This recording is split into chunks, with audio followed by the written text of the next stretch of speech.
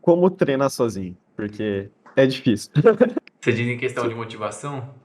Sim, Eu treinei bastante sozinho por uns 2, 3 anos. O que eu fazia era... Mas uma outra coisa que é bom fazer também é você, quando for treinar, não se limitar a um único pico. Sejam bem-vindos a mais um episódio do podcast Parkour em Áudio. E o tema de hoje é Top 7 problemas do parkour e como resolvê-los. Gui, fala pra gente um pouco disso aí.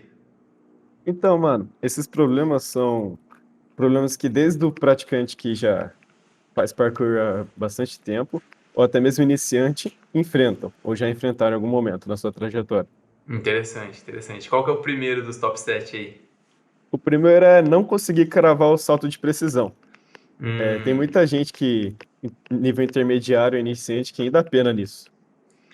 muita gente que já treina há vários anos tem bastante Sim, dificuldade na hora de cravar, né? Cara, pra gente resolver isso aí, é claro que tem que praticar muito salto de precisão, buscar cravar o salto de precisão, mas algumas coisas que vão ajudar bastante. Primeiro é você lidar com o medo de cair para trás, né? Então, se você conseguir, se for um salto que você pode voltar para trás ou passar para frente, faz as duas coisas, né? Testa passar para frente, testa voltar para trás para ganhar confiança nessas duas chegadas e encontrar o meio termo. Mas tem algumas coisas de postura que, assim, eu vejo que muitas pessoas deixam de fazer na hora de cravar e que ajudam pra caramba. Uma delas é você deixar a perna bem esticadona lá na frente, enxergando o seu pé chegando no obstáculo, né? Então você fica naquela posição carpada da ginástica, sabe? Que quando uhum, você joga as pernas lá pra frente e sim, tô enxerga ligado. tudo. E o quadril para trás. Então é uma posição carpada em que você dá uma forçada para o quadril ficar para trás, não só pensa em subir a perna, né? Isso faz com que o seu tronco não fique tão inclinado para trás, né? Fique um pouco mais inclinado para frente também e te ajuda a cravar. Em algumas situações, se você estiver muito rápido, assim, for uma precisão longe e tal, pode ser que seja interessante também manter o tronco para trás. Então tudo isso vai te ajudar a frear o movimento da cravada, né? Sim. Tem a questão também do bitar o salto de precisão, né? Bitar cravado. Você disse chegar muito na pontinha. Isso. Então, isso pensando se a pessoa quer fazer isso, né, quer chegar bem na pontinha assim, a gente tem que pensar no posicionamento de pé, né? Se é que chegar tão na pontinha não é tão bom, né? Porque se chega na pontinha demais, você pode dar uma escorregada, pode faltar um pouco de força. O ideal é sempre naquela bolinha do pé, né, onde Uhum. começam os dedos do pé. Aquilo ali é uma boa opção, uma boa região para aterrissar o salto. E aí você tem que treinar essa chegada nessa posição, pensando sempre em pisar com essa parte do pé. Você pode treinar andando, pode treinar correndo, fazendo passadas, né? Sempre buscando pisar nessa parte do pé. Pode fazer em um ambiente seguro, assim, que não tem altura, e você vai dominando esse posicionamento de pé. Ok. Focando nessa de chegar muito na pontinha, no salto de precisão, Hum. o outro problema que todo mundo já passou é o cancan. Ah, Cancan, Ai Ai, Ankle Thing, né? Tem vários nomes aí que a galera usa para aquela famosa torcida de tornozelo para cima, assim, que é um dos problemas mais comuns do parkour, assim. Se a gente não colocou ordem, né, de esse aqui é o 7, esse aqui é o primeiro mais É, comum, assim, mas com certeza ele tá lá nos top 3 esse problema. E cara, a dica que eu acho que mais ajuda os praticantes a solucionar esse problema é você conscientemente ativar o seu tornozelo antes de chegar no muro.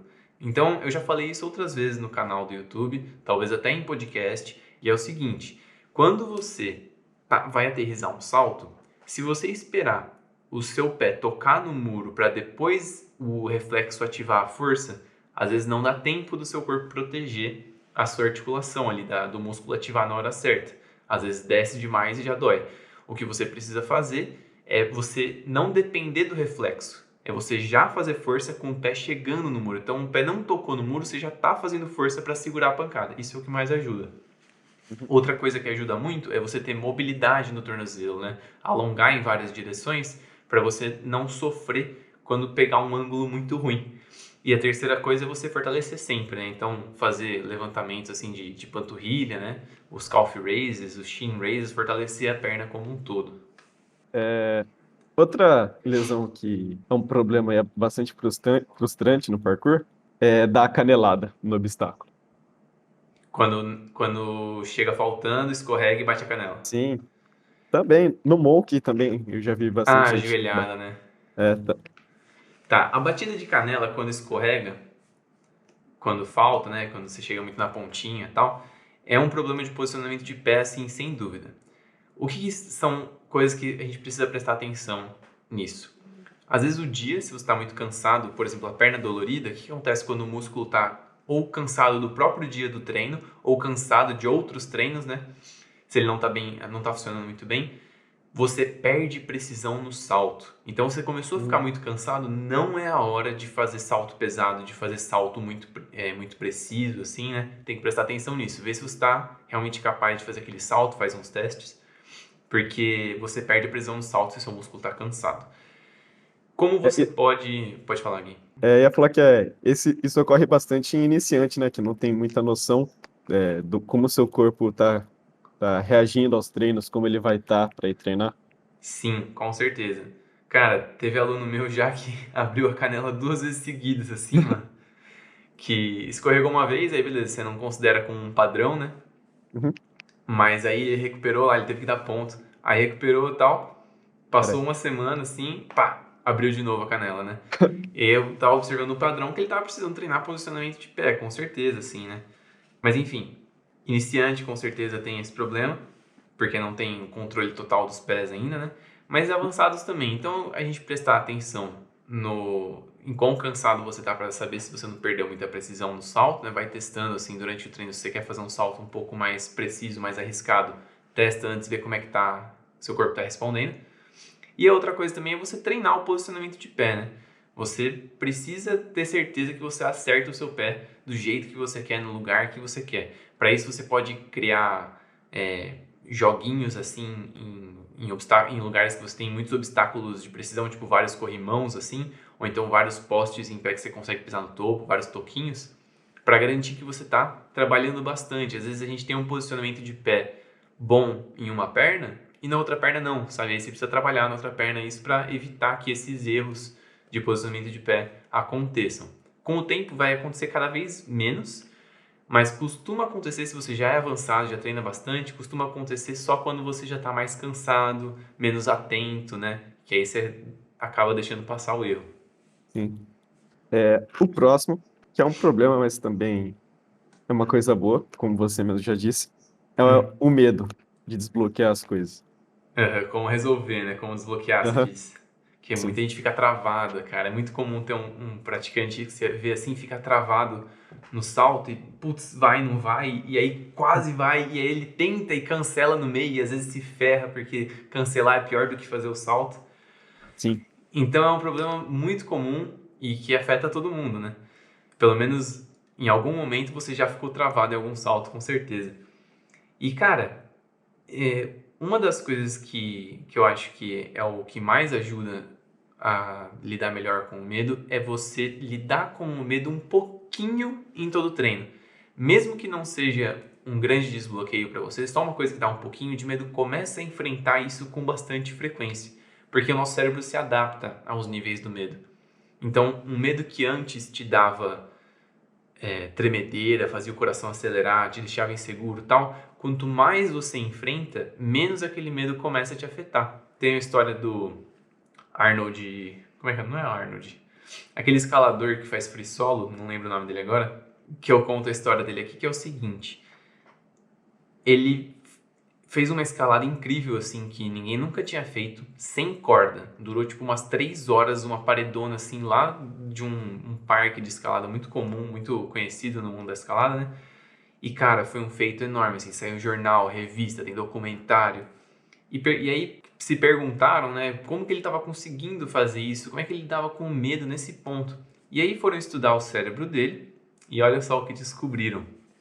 Deram estímulos visuais para ele que normalmente ativam muito áreas do cérebro relacionadas ao medo. E para ele, quando olharam um cérebro comum e o cérebro dele compararam lado a lado, viram que o cérebro dele praticamente não teve nenhuma atividade nessas Caralho, áreas. que da hora, mano. É muito. Então, no caso dele, talvez seja até excessivo, né? Talvez não seja nem Uhum. saudável. Porque a única coisa que dava essa vontade nele, essas sensações pra ele, era a escalada em altura, sem equipamento. Então, o cara praticamente não tem muitos estímulos desse tipo na vida e isso acaba afetando a gente, né? Mas olha Sim. só que interessante, se a gente não chegar nesse nível tão absurdo, a gente consegue aproveitar essa lição dessa história, que é quanto mais você se expõe ao medo, menos ele te afeta. Cara, da hora. Uhum. O próximo problema que eu já vi em gente que já tava num nível avançado, até principalmente em iniciante, é o Uhum. climb up devagar, climb up ruim. Aham. Entendi. É, cara, isso a gente observa muito em iniciante ou em pessoas que simplesmente não treinam subidas, não treinam climb up, né? Focam só nos saltos. Às vezes até já tinha um climb up legalzinho ali, mas aí parou de treinar e ficou lerdo, ficou difícil, ficou sei lá, mais desastroso, né? Um braço depois do outro e tal. E aqui no canal, se você está vendo esse vídeo no YouTube, eu vou deixar um botãozinho aqui do lado com tutoriais do Climb Up, tá? Então tem um tutorial que é para quem quer conquistar o Climb Up, mas tem muitos exercícios lá que você pode usar para deixar o seu Climb Up melhor também. O que você precisa fazer é praticar exercícios tanto de força quanto de potência para o seu climb. Então, treinar puxadas rápidas sem completar o climb up inteiro, né? Você pode fazer várias puxadas rápidas. Puxa, desce, puxa, desce, puxa, desce. Sem Uhum. soltar do muro, né? Isso é um exercício muito interessante para a potência do climb up. Mas também treinar os fortalecimentos em casa, né? Treina barra puxando mais com um braço do que com o outro para você treinar, ter um ganho maior de força, né? Não adianta você fazer um monte de flexão de braço, um monte de barra infinita ali que não exija demais da sua força, que exija só da sua resistência, sabe? Que você faz um monte de repetição. Você tem que Legal. treinar também a força máxima, que é quando você faz exercícios mais difíceis com menos repetição. Menos repetição porque você não consegue fazer um monte, porque é muito difícil, tá? Não é porque Uhum. você vai parar antes de cansar ou parar enquanto está fácil. É uma força muito forte que você faz ali. Por exemplo, fazer uma barra com uma mão só. É muito difícil, pouquíssimas pessoas conseguem fazer, mas é uma força assim absurda. Então você não consegue fazer 10, 15, 20, 30 barras com uma mão só. Você consegue fazer, se você for muito bom nisso, 6, talvez 10. Aí sim você vai estar trabalhando a sua força máxima ali nessa margem de repetição menor, em que o exercício é muito difícil ali, que você faz muita força para conseguir executar. Ok. Uma coisa que para mim ajudou bastante a melhorar meu climb up é o posicionamento da mão também. Conta Porque aí. muita gente, isso aqui vai mais para iniciante, Tá. mas muita gente quando tá começando a treinar, aí faz a pegada do catch no muro, normalmente utiliza só as falanges do dedo. Não utiliza Ah, a mão inteira e o dedão para segurar no muro. aham, Eu fazia entendi. isso. Aí quando eu comecei a apoiar a mão inteira assim, eu tô mostrando na câmera, mas Aham, tranquilo. ficava muito mais fácil para eu puxar e jogar meu tronco para cima do muro.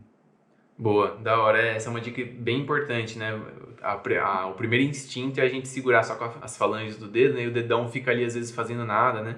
Mas colocar o dedão em cima do muro ajuda bastante, por incrível que pareça.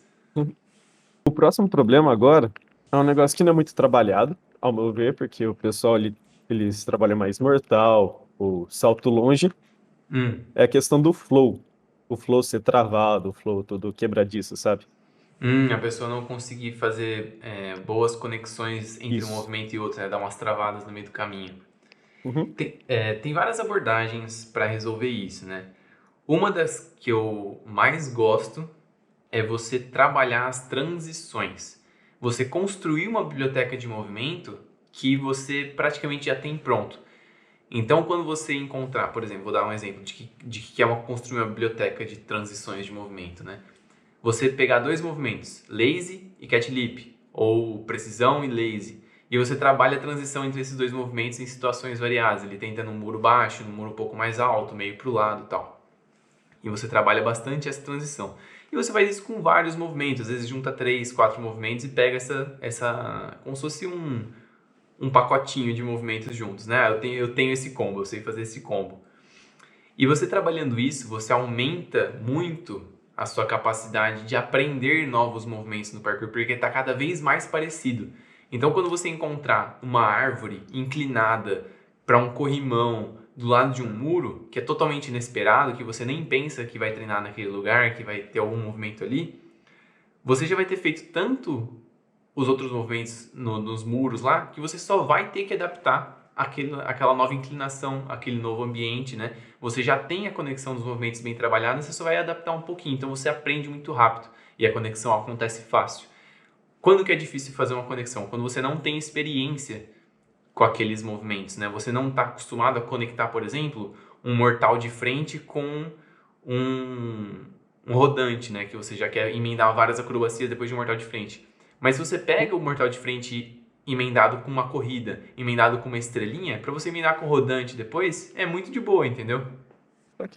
Ah, da hora. Então, o próximo, que eu já sofri desse problema bastante, porque na cidade onde eu morava tinha pouquíssimo pico que eu É. enxergava, que é a falta de pico na região onde você mora. Como achar um pico bom? Cara, esse é um problema que a solução pode ser feita por você, assim, tipo, na sua cabeça, mas ele é um problema que não tem tanto a ser feito. O que você precisa fazer quando você tem pouquíssimo pico? Você precisa trabalhar primeiro a sua criatividade, de enxergar novos movimentos naquele lugar. Então você pode ir para aquele pico e se comprometer a não fazer nenhum movimento que você já fez ali, ou então para cada movimento que você já fez, que você for treinar, você tem que fazer um que você nunca fez. Nossa, Por mais, interessante. por mais bobo que seja, você cria um joguinho na sua cabeça para te forçar a encontrar possibilidades novas, sabe? Uhum. E você começa a trabalhar sua criatividade. Aí você consegue encontrar saltos distantes, saltos que são tecnicamente difíceis, flows bem interligados. Mas uma outra coisa que é bom fazer também é você, quando for treinar, não se limitar a um único pico. Pega uma bicicleta, se tiver carro, ótimo, se tiver patinete, que seja, para você ir de um pico para o outro mais rápido e não ficar dependendo tanto de andar, né? Mas você poder transitar de um pico para o outro, assim, no treino. Então, se você tiver uma bike, ótimo, você vai de um pico para o outro e você treina algumas movimentações no primeiro pico, algumas movimentações no segundo, outras no terceiro. Assim você não tem um pico completo, né? Que tipo, nossa, tem tudo, mas você treina todas as movimentações entre os picos. Eu fazia muito isso quando eu morava em Piracicaba, que tinha bastante pico assim interessante, mas não tinha tantos, né? Quanto tinha em São Paulo, que era onde eu morava antes. E aí eu mudava bastante de pico. Nossa, achei interessante essa de não fazer o que você normalmente faz, ou se você fizer, você tem que fazer o mesmo tanto de coisa que você não faz. Ah, do jogo da criatividade, né? É. Nossa, eu nunca. Da hora. O próximo é um problema extra que todo mundo, se não passou, com certeza vai passar É quando um estiver bônus, treinando parkour. é um oitavo. É o oitavo. Ah. É como treinar sozinho, porque é difícil. Você diz em questão de Se- motivação? Sim, Cara, exato. eu treinei bastante sozinho por uns 2, 3 anos. E o que eu fazia era, o que mais me motivava, né? Era anotar as coisas que eu queria fazer naquele treino. Eu pegava um papelzinho, eu anotava no celular mesmo. Tanto os saltos que eu queria desbloquear, às vezes eu queria desbloquear algum salto, eu anotava lá que eu tinha que desbloquear aquele salto. Mas também repetição de movimento. Ah, eu preciso treinar meu cat lip. Então eu vou em tal pico, vou treinar tantos cat lips, vou treinar tantos saltos de precisão, fazer um flow, e aí eu ia pro próximo pico. E eu não ia embora, cara, enquanto não terminasse aquilo que eu me propus. Então, era uma coisa que me motivava muito, porque eu ficava focado só naquilo, né? Isso ajuda bastante com a vergonha, né? A vergonha é um problema comum para quem tá iniciando no parkour, que você, pô, você fica meio sem jeito de se mexer ali, tô sozinho, tem gente me olhando, tem gente É, passando. E isso me ajudou muito também a anotar as coisas que eu queria fazer, porque eu tava focado ali, sabe? Eu tinha que fazer tantos saltos de precisão, eu uhum, tava lá contando e focando na técnica. Eu não tava preocupado com as pessoas olhando, tinha coisa para fazer mais importante ali, entendeu? sim. E anotar me ajudou muito, cara. Então isso eu acho que é uma coisa que ajuda bastante para quem treina sozinho, que não tem muitas pessoas que treinam perto aí. Mas também tenta chamar alguns amigos para introduzir ao parkour, né? Para ver se eles gostam também. E você treinar com mais pessoas. Se você puder comparecer em encontros de parkour, né? Quando eles acontecem é bem massa. Você faz amizades ali, você fica treinando pensando no próximo encontro, que você vai ver aquela pessoa de novo ali e poder treinar com ela. E aí você vai estar melhor para treinar mais coisas com essa pessoa, né? Sim. Eu pensava, eu tenho um amigo meu, o Rodolfo, da academia Start Parkour, que a gente começou juntos praticamente, né? E a gente tinha essa competitividade amigável, né? De tipo, eu quero, vou te ver no próximo encontro, vou estar melhor, vou te ver no próximo, sei lá, final de semana, eu vou estar melhor, então a gente morava em cidades diferentes.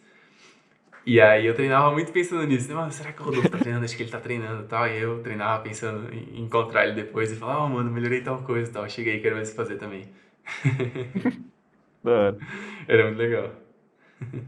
Então, galera, por hoje é só. Esse é o fim do episódio dos top 7 problemas do parkour, mais um problema bônus. Se você gostou, tá vendo no YouTube, deixa um like aqui pra dar uma força. E até o próximo episódio. Falou! Falou!